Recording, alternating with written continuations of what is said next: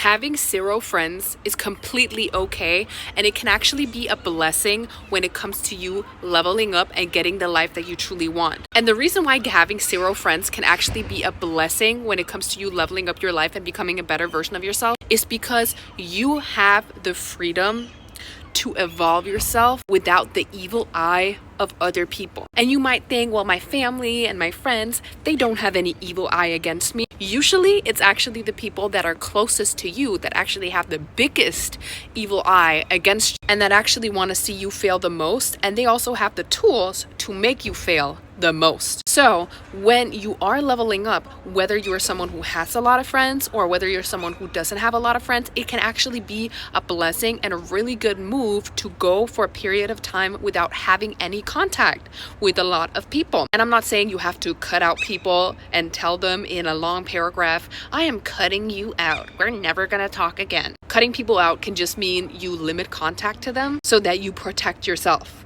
It can literally mean engaging with them in a minimal way and not engaging with them in terms of comments that you just do not want to engage with, that just don't resonate with the life that you want to live. I, for many, many years, thought that in order for me to be a successful human being, I needed to have a bunch of friends, which is absolutely the biggest lie in the whole world. And you figure that out when you become older and you realize that the friends that you were friends with 10 years ago, you could never imagine yourself being friends with them today. But back when you were a teenager, you're like, oh no, if I'm not around these people, I'm gonna die. When you become comfortable with letting people go, even if they are friends or family, you also become comfortable with becoming an unlimited person. And how does that work? Well, essentially, when you become comfortable with letting go of even people that you think that you need in your life, that you are very, very comfortable with getting validation from, that you are used to getting all of your energy, sourcing everything from, then when you let those people go, you're actually saying, I am not afraid of facing fear. I'm not afraid of facing the unknown. And you know what? Everything that you truly want in your life, it's in the unknown. Everything that you truly want and desire, it is within the unknown. It's beyond your comfort zone. And a lot of people are very, very, very caught up in the comfort zone of having people in their life that don't give them anything. Actually, people in their lives that don't contribute anything but just drain you. A lot of people have been people pleasing so much their whole lives that they're actually used to going back to it whenever they're around people. So every time that they hang around people, friends, family, whoever, they circle back to validating them in order for them to feel good and in order for them to feel like a part of the tribe and the team. And when you're people pleasing other people without actually being able to love yourself fully, you are taking from resources that are already depleted. And when you take from resources that are already depleted, you're gonna go into minus. You're literally gonna go into self-love debt. And when you have self-love debt, you become scared, you become fearsome, and you think the people that you've been giving all of your love to are people you have to stay around. Because you think because you gave them something that you're owed something back. But when you truly love yourself unconditionally, you will know that giving love to other people is only unconditional if you're giving that love without expecting any love back. When you have so much love for yourself and the world and everyone around you, that whatever it is you give to the world, it doesn't take from you, it actually grows you. That's when you can love people. That's when you can give to people. But you cannot give to people if when you give to people, you feel that you need to get something back. And if you don't get something back, then you are a bad person and you lost. A lot of people actually end up having this feeling of loss around people that they give to because they're giving from depleted sources. They're giving from a place within themselves that doesn't have enough for themselves even. And when they start giving from this depleted sense of self-love, they're not giving because they have enough. They're giving because it thinks it's going to make them a better person. And when you're doing something for morals, you're also doing something for validation from other people. And when you're doing something for validation from other people, you become dependent on other people. That's when a lot of people, when they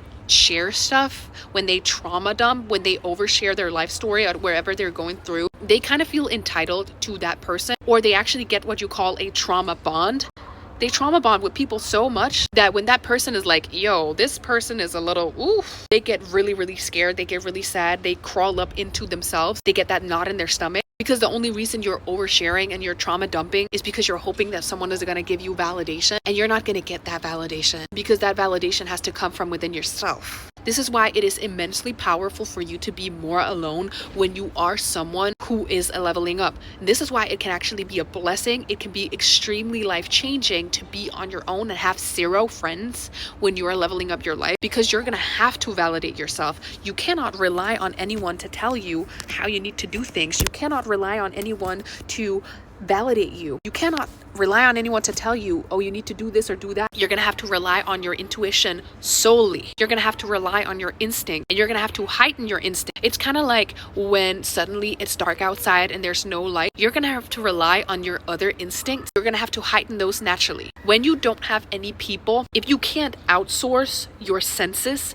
your self-validation to other people, you're going to have to amplify it for yourself. So it can actually be a completely great exercise for you to do to cut out people for a certain amount of time. And I'm not saying you have to literally never talk to these people again. I'm just saying you have to distance yourself. It's kind of like you going on a discovery journey. Think about it like this. Back in the day when you wanted to become a better version of yourself and you wanted to find your true self and you wanted to get stardom or money or whatever, you might have had to move to a completely different city. And the only things you could take with you were the clothes on your back and your mind. You couldn't take your mom or your neighbor or your best friend from your hometown with you. But today you kind of can take these people with you because we have social media. We can contact each other from around the world, which is why it's much easier for us to have that outsourcing into other people, where it is we don't actually take responsibility for ourselves and our own self-growth, because we can always outsource this. We can always FaceTime our mom. We can always FaceTime our best friend. We can always FaceTime the neighbor's dog. And we can always keep up with these people on social media. This is why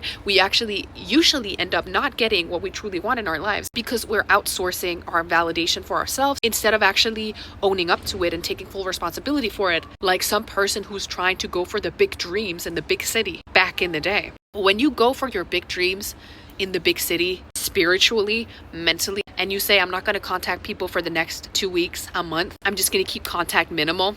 Some people you're going to have to contact, but you keep contact minimal. You're going to find out that you have to rely on yourself. And when you have to rely on yourself, you will actually find out how much power you have within yourself, because your senses become heightened, because this is your only chance of survival. It's very primal. It's very lizard brain. It's very much tuning in to that prehistoric human who had to survive no matter what. If you're on your own, you're going to have to do whatever it is you're going to do, and you're going to have to tune your senses up. Back in the day when you went hunting, if you didn't catch something, you could literally starve to death. So when you started hunting, your senses literally became better. Your senses became heightened so that you could zone in on what you truly wanted, because that was the only option. And that is why cutting people out of your life can actually be what actually saves you, what actually propels you towards your better self. And this will be hard for a lot of people because we're so used to that cushion of being around other people, even if it's keeping us from becoming the better version of ourselves. We're so used to having friends and family that validate us, that we feel a part of a group, that we don't want to push ourselves. You know what song I'm always reminded of when I think about the fact that sometimes you have to do things on your own? I'm Almost There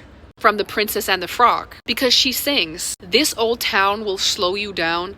People want to take the easy way." That's exactly what happens when you hang around people from your past. They're not going to see the vision that you have for yourself if they're not actually visioning something more for themselves. So you're going to have to take that vision, you're going to have to focus on it yourself. And that might mean that you're going to have to cut people out so that your energy can't go to them. You can only put that energy into you. And it is a scary move. It is very, very scary. But if you truly want what you want, you're going to have to do that. I, for myself, actually used to have a really, really big friend group back when I was a teenager, back in high school. We had a falling out, and I thought this was the end of the world for me. I literally thought I couldn't understand why this was going to happen to me. I felt the worst I've ever felt. Felt like no one loved me. But at that time, I was also becoming more successful with the business that I had for myself. And I knew for a fact that me focusing more on my business definitely meant that I couldn't spend a lot of time with my friends. But it turned out that the universe removing this friend group from my life actually was the catalyst for me to take on more of the responsibility that I needed to take on for the work that I was doing for my own business.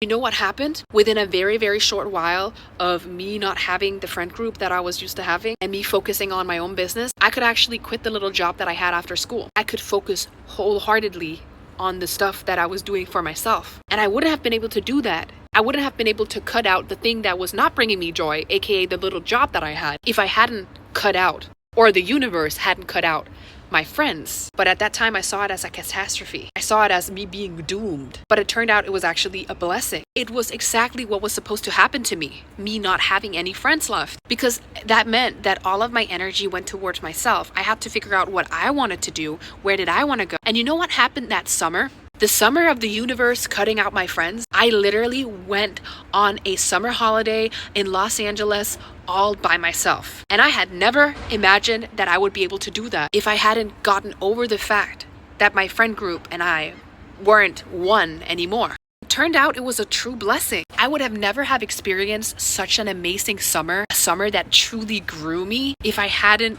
let go. And this is why having 0 friends can sometimes be a true blessing, especially when you're trying to become a better version of yourself. And especially if you are a neurodivergent who has been used to people-pleasing people and being around people and being people's therapist your whole life. If you are a neurodivergent who's a young adult, one of the things you can do to better your life significantly is going to be cutting out people from your life. And it's going to be hard because when you're a neurodivergent, you are used to trying to get validation from other people because you just want to be good, you want to be right, you want to be the type of person that everyone thinks is nice. But in order for you to unleash your powers within yourself, your neurodivergent superpower of becoming the type of person who totally relies on you, who can unleash who you need to be, you need to cut people out, because then you'll see that you don't need validation from anyone else. You only need your own validation. And when you only need your own validation, you can tune into your intuition so much more. And when you can tune into your intuition so much more, you can literally guide yourself towards any goal and any dream that you have. And you can manifest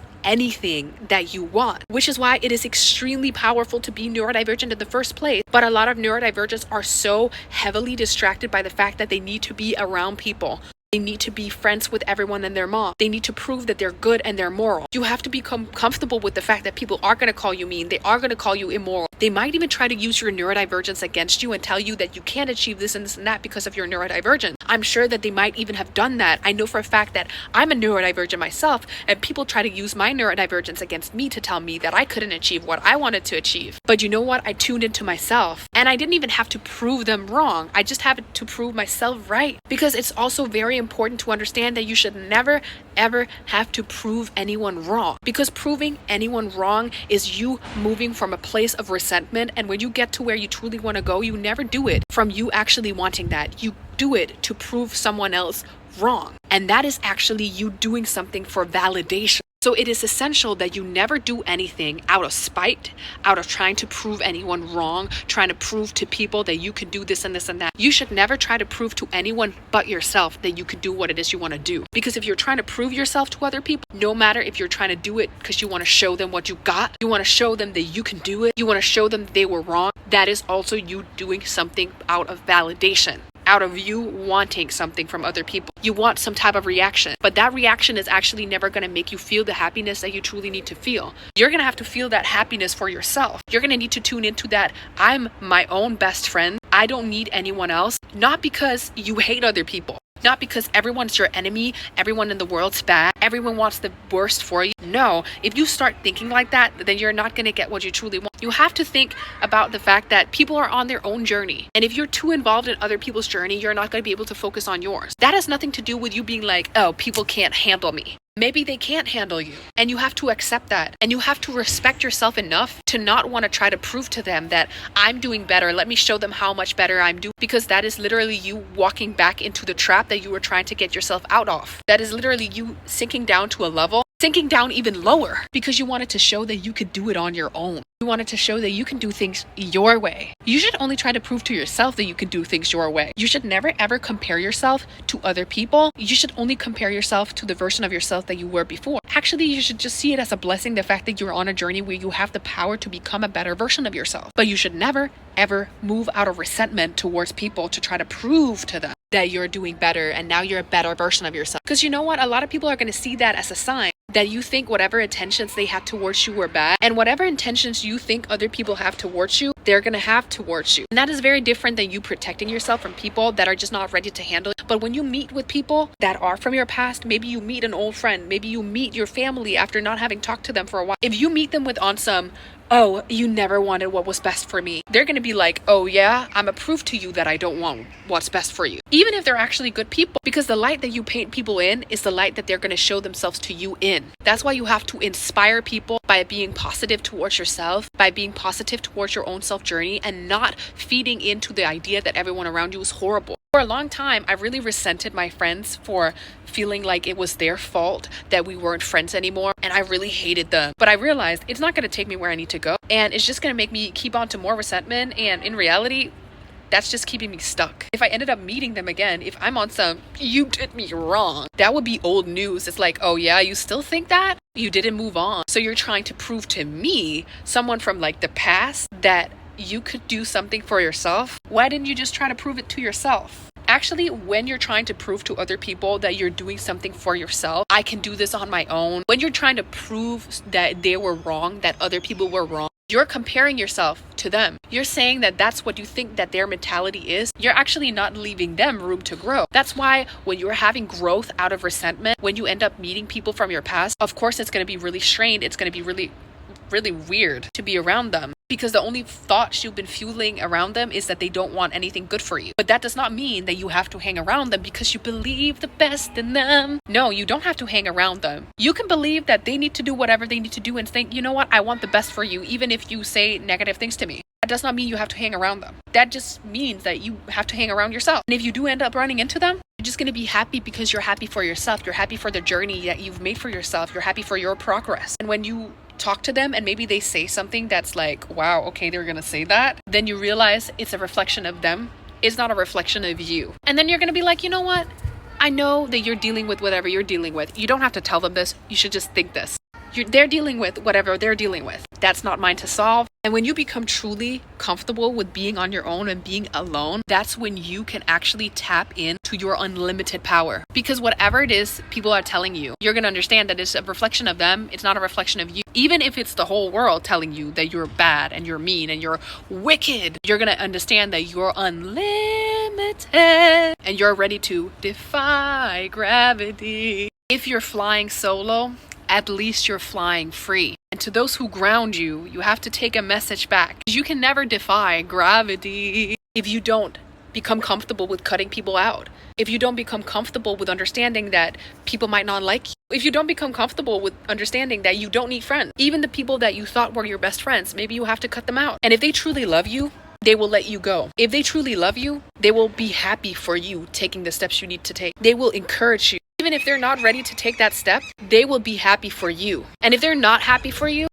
it doesn't even matter anyways, because you're taking this journey for you. You're not taking this journey for them. After all, you have to think about this. At your funeral and someone reading your eulogy, do you want that eulogy to say, this person was afraid of going for what she truly wanted, and I'm so happy she always stuck with the people that are trying to ground her? Do you want it to be the people that you're trying to stick around that are reading your eulogy? Or do you want to be the people that feel inspired by you? Do you want it to be the people that came after you, that understand your power, that are reading your eulogy and saying, this person went for what she wanted, she never backed down, even if people said that they thought that she was wrong. She believed in herself, she went for what she wanted. Because you know what?